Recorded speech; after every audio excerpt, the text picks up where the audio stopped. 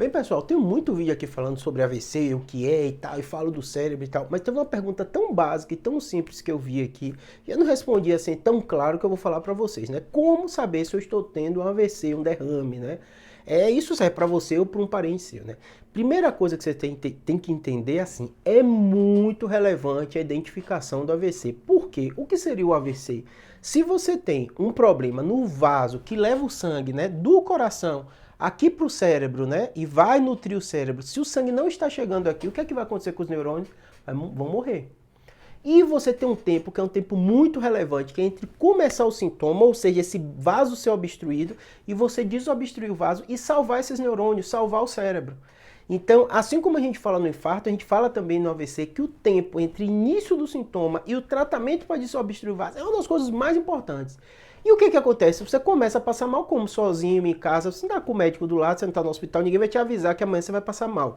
E muitas vezes a pessoa que tem um AVC, ela está consciente, ela está entendendo e ela não entende o que está acontecendo com ela. E muitas vezes atrasa. Ela vai falar, eu estou ansioso, eu estou com isso, eu estou com aquilo. E não percebe que ela está tendo um AVC. Se ela identificasse, ela falaria com a família levaria rapidamente para a emergência, desobstruir aquele vaso dela, ela não tinha nenhuma sequela do AVC. Então vamos lá para dizer para vocês como saber se eu estou tendo um AVC, né? Primeira coisa para vocês entenderem, o cérebro é muito complexo. E aí vem uma dificuldade, às vezes, as pessoas entenderem, né?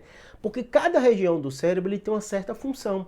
E as funções são diferentes. Então tem uma gama muito ampla de sintomas que podem estar relacionados a AVC. E às vezes são estranhos, né?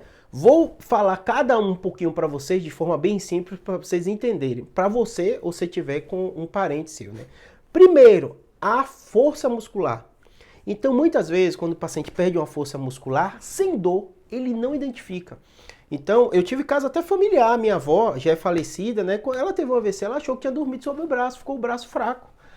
Não avisou para ninguém, falou, acho que eu dormi e tal, o braço sem mover. Imagine. Mas por quê? Porque como você não está sentindo dor, né? E você tem alguma coisa assim, às vezes o paciente mais idoso, isso e aquilo, ele tolera algumas coisas, né? Porque está acostumado a sentir um problema ou outro, né? E não informa. Então, assim, a perda de força muscular é muito importante e é um dos principais sintomas que um paciente pode ter. Júlio, não é perder só força completa, às vezes o braço fica mais fraco. Então, um primeiro sintoma é perda de força. Pode ser no braço, na perna, no rosto, né? O famoso rosto ficou torto. Pode ser sim um sintoma de AVC. E como não vem associado com dor, a pessoa estranha, fala, por que meu braço não está mexendo direito? E claro, né, eu tenho até vídeo falando aqui, né, já aconteceu da gente dormir, né, ter uma posição ruim, às vezes você tem um formigamento, mas é diferente, porque normalmente a pessoa perde a força muscular, como é no cérebro, ela não tem dor nenhuma, não tem dor cervical, não tem dor no braço, não tem formigamento, só o braço dela não está mexendo direito. Eles falam assim, meu braço ficou bobo, como aconteceu com minha avó, né, e eles vão levando, porque o outro está bem, não está com dor e tal. Então esse é um sintoma muito relevante, né. Segundo, a alteração da linguagem, que também as pessoas negligenciam. Por quê? Porque às vezes a pessoa ela tem uma dificuldade de fala e é parcial ou não, e ela fala, por que eu não estou conseguindo falar? O raciocínio dela está tudo perfeito, ela tenta falar uma palavra e troca. E ela identifica aquilo, às vezes ela, ainda mais que mora sozinha ou que está em algum lugar, ela fica assim, o que está acontecendo comigo?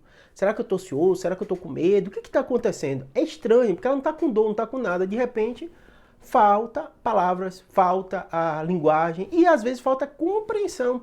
Ela não entende o que os outros estão falando. Ela vê as pessoas falando palavras como se não fizesse sentido. Por quê? A isquemia foi na área responsável pela compreensão da linguagem. É estranho isso, mas é o que acontece. E por isso que as pessoas, depois que vêm conversar com a gente, ela fala, gente, foi muito estranho. Eu tentava falar a palavra, imaginava e saía outra coisa. Ou as pessoas falavam, eu não entendia, como se tivesse outro idioma. E eu não estava entendendo o que estava passando por mim. Porque o raciocínio dela está normal. E a gente, ser humano, naturalmente, quando acontece alguma coisa estranha, a gente tenta entender uma lógica, tenta encontrar uma justificativa, né, para aquilo, né? Então, esse é um outro fator, né? Falei com vocês a questão que às vezes você pede para a pessoa sorrir, ou a pessoa sorrir, ela nota que tem um desvio, um lado mexe, o outro não mexe. Existem outras doenças que estão isso, né, como paralisia facial, né, que é vírus e tal, mas isso é o quê? São critérios e forma simples de você entender que pode ser um AVC e você vai procurar emergência. Aí o médico vai diferenciar lá, vai fazer exame e tal. Pode ser que você tenha um sintoma desse, não seja um AVC, mas precisa sim, de forma imediata, você procurar. Desequilíbrio, a pessoa subitamente ficou desequilibrada, não está conseguindo andar, fez, Júlio, isso pode ser labirintite? Claro que pode ser, mas muitas vezes o paciente tem um AVC cerebelar, tem alguma outra coisa, ele acha que é outro quadro. Então, se eu tenho, é sempre desse jeito, eu tenho labirintite, tudo bem, já acompanho com o meu otorrino, mas uma pessoa que nunca tem de forma súbita, é um critério. As dores de cabeça, existem os AVCs, são AVC hemorrágico, que a gente neurocirurgião trata muito, com um aneurisma roto. Então, se a pessoa tem um quadro desse, né, súbito, de dor de cabeça, tem que procurar. Aí já é diferente dessa isquemia que eu falei para vocês, né? O sangue extravasa, né, mas não deixa de ser um acidente vascular cerebral, que o atendimento imediato é muito importante. Confusão mental, aí a pessoa não vai notar, mas vai ser o familiar. Alguém que está bem, de repente, ela começa a ficar confusa. Essa confusão pode ser por a linguagem, não está adequada, ela falando nada com nada, então é um motivo para você levar, ou ela realmente fica fora de si. Porque tem uma isquemia na área responsável por diversas coisas, pode ser comportamento, tudo isso. Então, assim, para resumir para vocês, né, eu falei os mais comuns, mas para ampliar um pouquinho para vocês, sintomas neurológicos, súbitos, agudos, em especial pessoas que têm fatores de risco, que a gente sabe que é o diabetes, hipertensão, a idade, né, homem acima dos 40 anos, né, as mulheres, né, no período pós-menopausa, todos esses são fatores de risco responsável, tabagismo, né, obesidade, são fatores de risco que aumentam a chance da pessoa estar tendo. Ah, Júlio, então só quem tem esses fatores de risco? Não, não. Muitos pacientes, pacientes jovens, tudo isso que teve um AVC, ele tinha uma tendência, uma carga hereditária, um problema no vaso que teve. Então, teve esses sintomas, tem que procurar, tá bom? Espero que tenha ajudado, um abraço.